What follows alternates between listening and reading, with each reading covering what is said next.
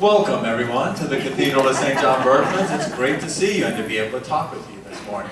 And we are recording this because one of the main individuals we would like to have view this is Mr. Richard Orario. He is the one who, over 5 decades, collected the many items that we now have here in Shreveport. His collection began back when he was living in Boston. He's a native of Boston, made his way to Wabash, Indiana, where it was, and where myself, the director of the museum, and Dr. Cheryl White, the curator of the museum, and John Michael Giglio, the assistant curator, the 3 of us went up there to the actual site, and were able to, in a sense, kind of interview with him. I mean, we talked to each other all about what our vision was with regards to the exhibit, with regards to the museum, and obviously we must have said the right things because he had planned on his entire collection leaving the country, going to Portugal to the Shrine of Our Lady of Fatima. And he had other sites in mind too. Instead, he ultimately said, Shreveport it is. And so it's a great day in the city of Shreveport too. As I showed you, the front page of the Shreveport Times, they realize it because of the importance of just the historical significance of the number of the items that you're about to see in the museum. Mr. Orario was not able to be here today, and so we're videotaping this. We want to make sure that he sees this, and anyone else for posterity for that matter. So now with the Mass that we just celebrated, the Mass of the Holy Shroud, on this feast day of the Holy Shroud, the museum is formally blessed, but we still have the great opportunity to go in and in an official capacity inaugurate it. If you were at the Mass, you heard me say that on May 3rd, 628, that's when the Holy Cross was recovered, retrieved from the Persians in that year. May 3rd. So May 3rd became the Feast of the Holy Cross. And over the years, over the decades, the next day became the day of the Shroud. So May 3rd, the day of the Holy Cross, of course, the body of Jesus was taken down from the cross and put immediately into the shroud that Joseph of Arimathea had purchased. So the next day, it kind of makes a logical sequence that it became the Feast of the Holy Shroud. Now, May 3rd is no longer celebrated as the feast day of the exaltation of the cross. We celebrate that on September 14th. But we have kept, the church, that down through the centuries have kept the feast day of the Holy Shroud still the same, May 4th. A number of the items that you will see, some of the engravings and the artwork will have May 4th stamped on there. The beginning of so many of the public exhibits began on this date down through the centuries because it's the feast day of the Holy Shroud. I wish to thank you for your presence today. We have a couple of great speakers and an opportunity for us to go next door and to actually see what it is all this hype is about. I get the great opportunity to introduce to you Mr. Barry Schwartz. I don't know that there's much need to introduce him to our community. This is now his 3rd time to come back here.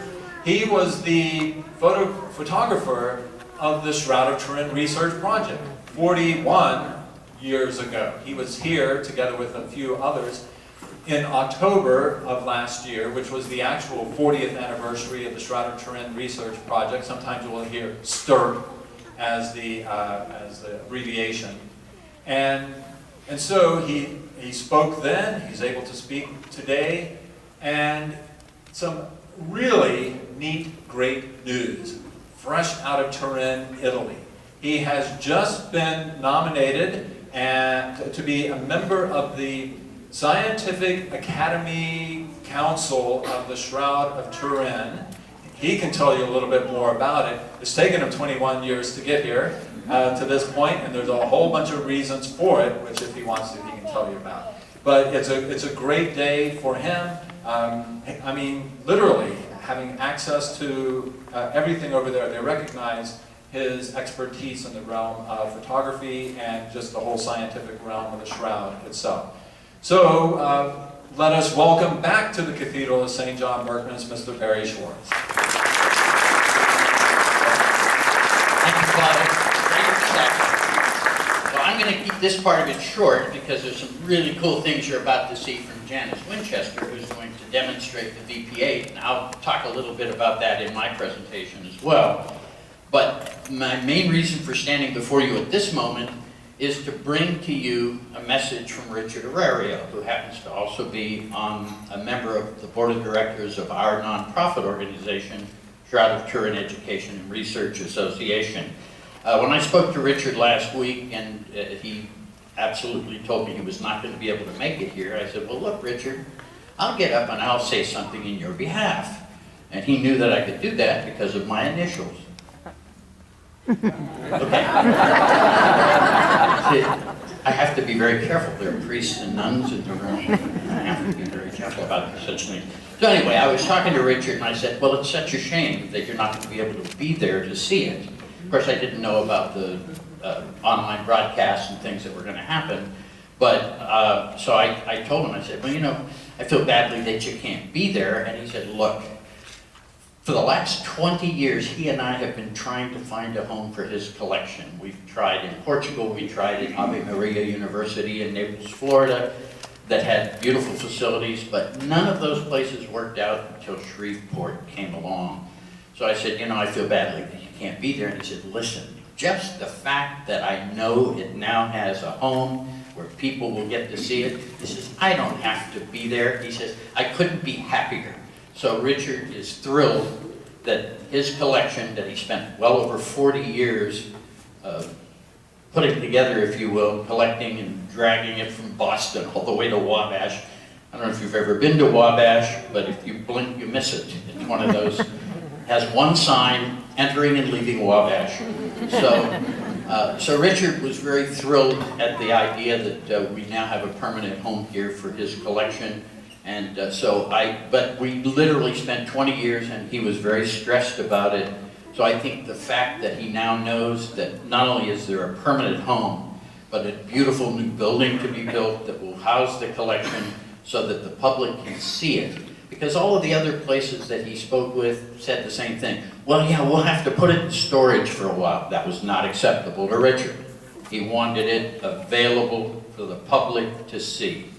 And so he is grateful, even though he can't be here personally. He'll be probably seeing this at some point in time. So hi, Richard.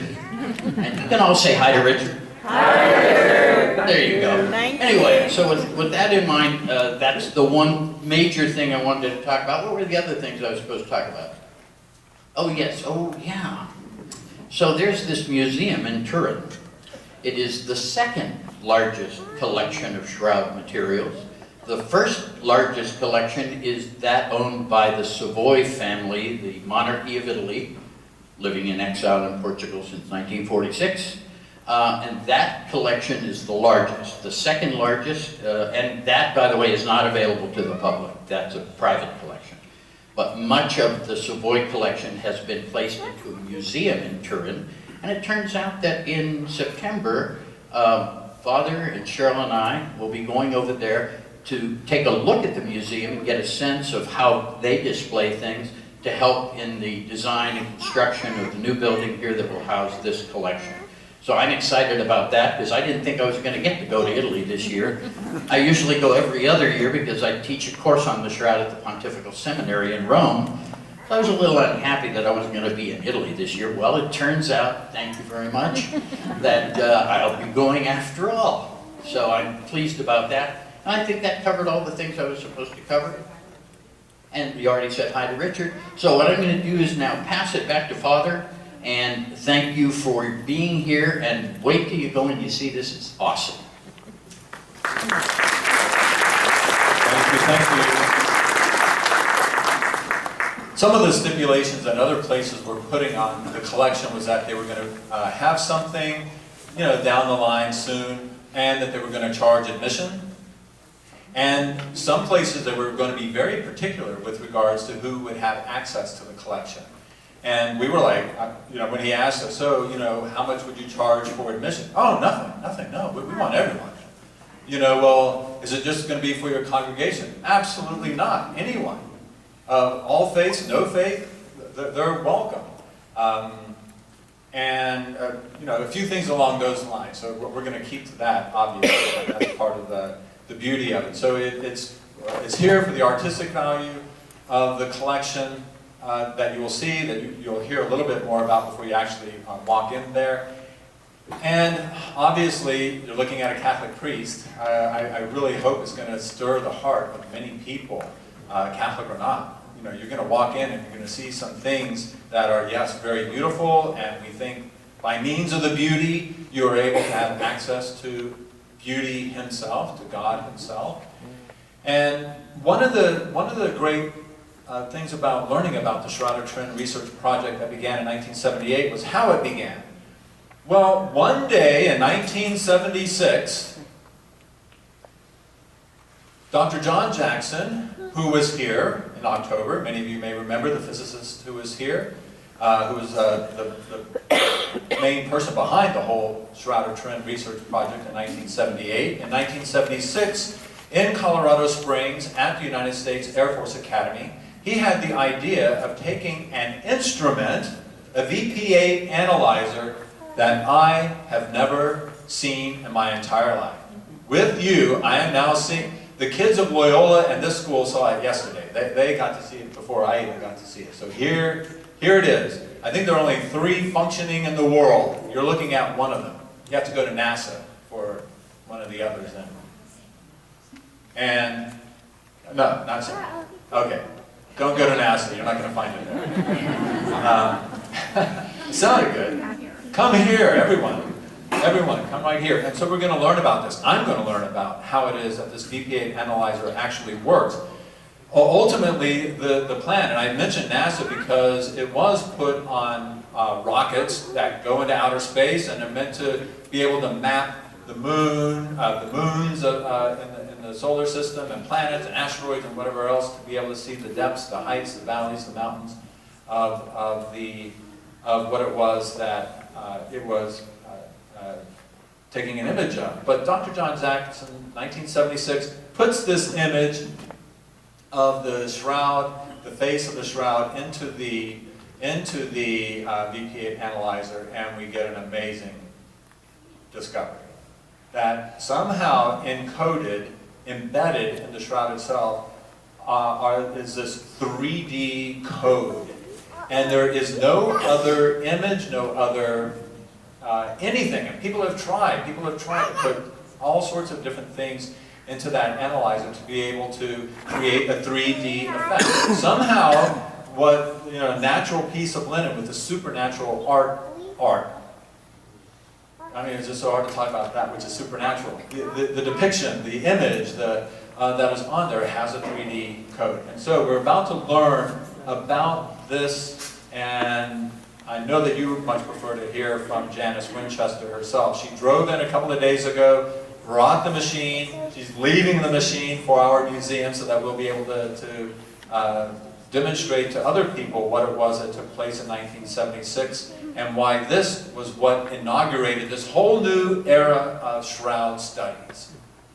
Because of this, they put together the Shroud of Turin research project. They went to Italy in 1978, and so much has been done. This is the most studied artifact, relic, whatever you want to call it, in the world, the Shroud of Turin. And so, Janice, thank you so much for making the trip and bringing us this functioning VP8 analyzer.